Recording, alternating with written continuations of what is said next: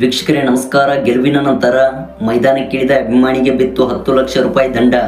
ಬಳಿಕ ಕನ್ನಡಿಗನಾಗಿದ್ದ KL ರಾಹುಲ್ ಅವರು ಮಾಡಿದ್ದು ನೋಡಿದರೆ ನೀವು ನಿಜವಾಗ್ಲೂ ಸೆಲ್ಯೂಟ್ ಮಾಡ್ತೀರಾ? ಹೌದು ವೀಕ್ಷಕರೇ, ನಿನ್ನೆಯ ಪಂದ್ಯದಲ್ಲಿ KL ರಾಹುಲ್ ಅವರ ಆಸರೆಯಿಂದ ಭಾರತ ತಂಡವು ರೋಚಕವಾಗಿ ಗೆದ್ದು ಬಿಗಿತು. ವೀಕ್ಷಕರೇ, ಇನ್ನು ಈ ಒಂದು ಪಂದ್ಯದ ಬಳಿಕ KL ರಾಹುಲ್ ಅವರು ಎಲ್ಲ ಅಭಿಮಾನಿಗಳ ಮನಸ್ಸು ಗೆದ್ದಿದ್ದಾರೆ. ವೀಕ್ಷಕರೇ, ಈ ವಿಡಿಯೋದ ಸಂಪೂರ್ಣ ಅಪ್ಡೇಟ್ಸ್ ಬಗ್ಗೆ ತಿಳಿಯೋದಕ್ಕಿಂತ ಮುಂಚಿತವಾಗಿ ನೀವು ಕೂಡ ಅಪ್ಪಟ ಕನ್ನಡ ಫ್ಯಾನ್ಸ್ ಆಗಿ ಕಂಡು ಬಂದಲ್ಲಿ ವಿಡಿಯೋಗೊಂದು ಲೈಕ್ನ ವ್ಯಕ್ತಪಡಿಸಿ.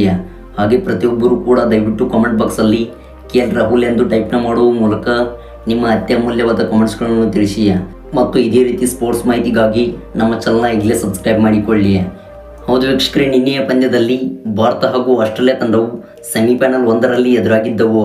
ಇನ್ನು ವೀಕ್ಷಕರೇ, ಈ ಒಂದು ಪಂದ್ಯದಲ್ಲಿ ಭಾರತ ತಂಡವು ಗೆದ್ದು ಬೀಗಿದರೆ ಇತ್ತ ಭಾರತ ತಂಡದ ಗೆಲುವಿಗೆ ಕಾರಣರಾದ KL ರಾಹುಲ್ ಅವರು ಆಡಿದಂಥ 34 ಎಸೆತಗಳಲ್ಲಿ 2 ಬೌಂಡ್ರಿ ಹಾಗೂ 2 ಸಿಕ್ಸರ್ನೊಂದಿಗೆ 42 ರನ್ ಸಿಡಿಸುವ ಮೂಲಕ ಸ್ಫೋಟಕವಾದ ಇನ್ನಿಂಗ್ಸ್ ಆಡಿದರು.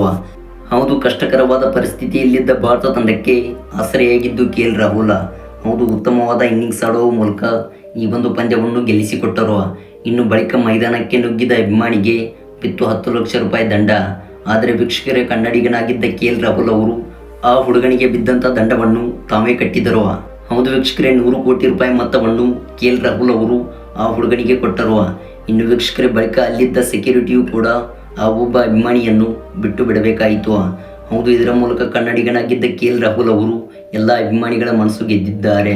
ವೀಕ್ಷಕರೇ, ಇದಾಗಿತ್ತು ಈ ಒಂದು ವಿಡಿಯೋದ ಪುಟ್ಟ ಅಪ್ಡೇಟ್ಸ್.